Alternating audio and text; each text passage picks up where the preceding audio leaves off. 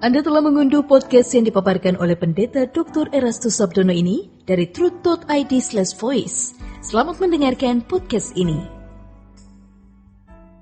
Shalom. Kebenaran hari ini, tanggal 1 Juni 2022, berjudul Pengharapan Kebahagiaan. Ada 3 peristiwa besar dalam sejarah kerajaan Allah. Sejarah bumi ini, sejarah kehidupan Allah dan manusia. Yang pertama, pemberontakan Lucifer, pemberontakan kerub atau kerubim yang Alkitab sebut sebagai Hillel bin Sakar. Yang kedua, kejatuhan manusia ke dalam dosa. Yang ketiga, penderitaan, kematian Yesus dan kebangkitannya.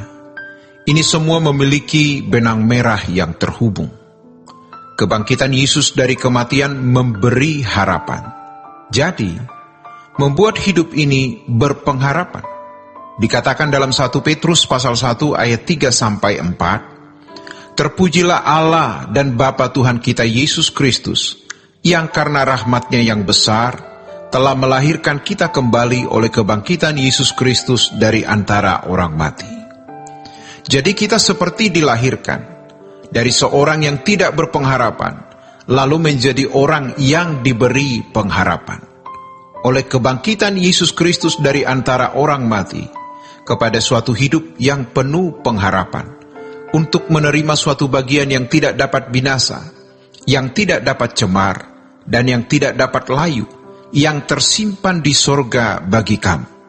Maka, kita harus menaruh pengharapan kebahagiaan kita di dunia yang akan datang, bukan di bumi ini. Sebab kalau kita menaruh pengharapan kebahagiaan kita di bumi, maka kita tidak mungkin bisa setia kepada Tuhan. Kita akan berkhianat kepada Tuhan. Tidak mungkin kita maksimal dan nekat untuk hidup suci. Memang untuk mengubah irama jiwa kita yang rusak ini tidak mudah. Tetapi kalau kita tidak melakukannya, berarti kita seperti istri Lot yang menoleh ke belakang. Kalau seseorang masih menaruh pengharapan di bumi ini, berarti dia tidak mengerti kebenaran. Tidak mungkin dia menjadi Kristen yang benar. Tidak mungkin tidak berkhianat kepada Tuhan. Orang-orang seperti ini sejatinya belum mengenal keselamatan.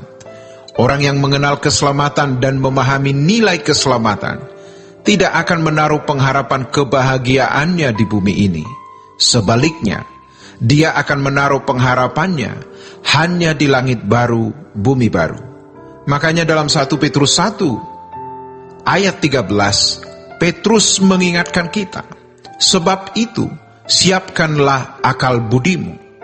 Pikir, renungkan, gunakan logikamu. Tentu logika bukan logika duniawi. Petrus ini menulis untuk jemaat, bukan untuk orang-orang kafir atau orang yang tidak percaya, tetapi jemaat. Yang Petrus katakan di awal suratnya sebagai orang suci. Selanjutnya, waspadalah. Artinya, hati-hati karena pikiranmu bisa disesatkan dari kesetiaanmu yang sejati kepada Kristus, seperti Hawa diperdaya ular. Dan letakkanlah pengharapanmu seluruhnya atas kasih karunia yang dianugerahkan kepadamu pada waktu penyataan Yesus Kristus.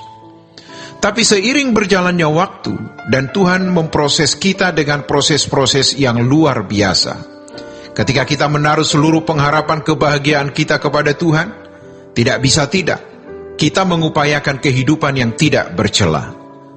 Tapi kalau kita masih menaruh pengharapan kebahagiaan di dunia ini, tidak mungkin hidup kita bersih. Maka dikatakan, ayat lainnya, hendaklah kamu menjadi kudus di dalam seluruh hidupmu.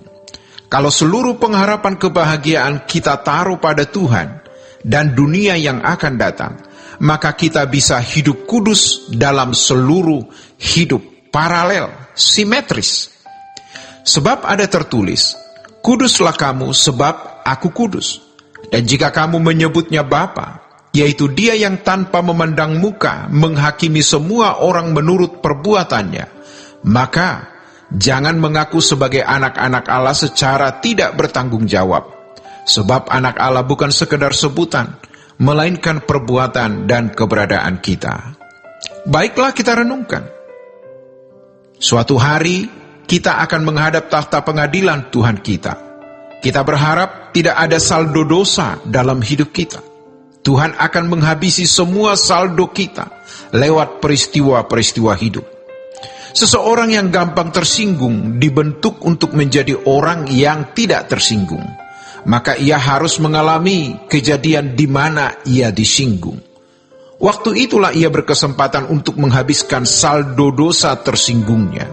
Makanya, Tuhan bekerja dalam segala hal mendatangkan kebaikan. Tiap hari kita harus periksa diri.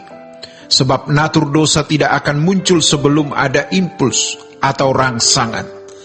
Kalau seluruh pengharapan kita taruh pada Tuhan di langit baru dan bumi baru, berapapun harganya kita bayar.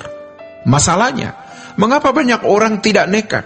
Karena mereka masih punya pengharapan kebahagiaan di bumi ini.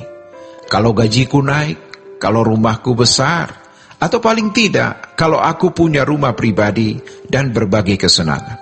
Bukan tidak boleh punya rumah, mobil, atau wisata, tapi jangan jadikan itu kebahagiaan hidup. Kebangkitannya memberi pengharapan bahwa kita juga akan dibangkitkan.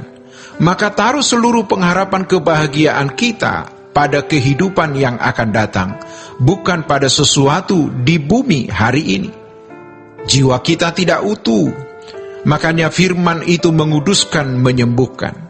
Seandainya kita punya uang pun, makin banyak uang, makin tragis ketika kita harus melepaskannya. Makanya hanya satu yang tidak tragis. Apa?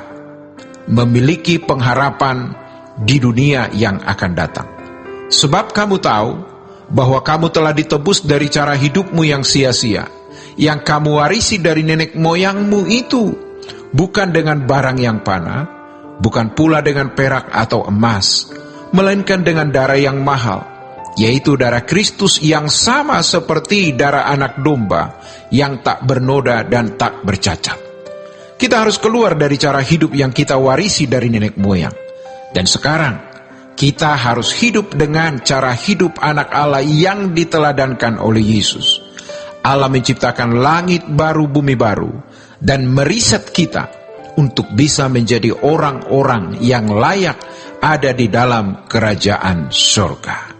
Demikianlah kebenaran hari ini. Sola Gracia. Untuk berlangganan renungan harian dalam bentuk cetak, silakan hubungi Truth Literatur di nomor telepon 0878 7870 7000. Untuk mendapatkan CD khotbah, MP3 renungan Truth, dan CD album lagu produksi Sola Gracia, Anda dapat menghubungi di hari dan jam kerja di nomor telepon 021 638 60953. Tuhan Yesus memberkati. Sola Gracia.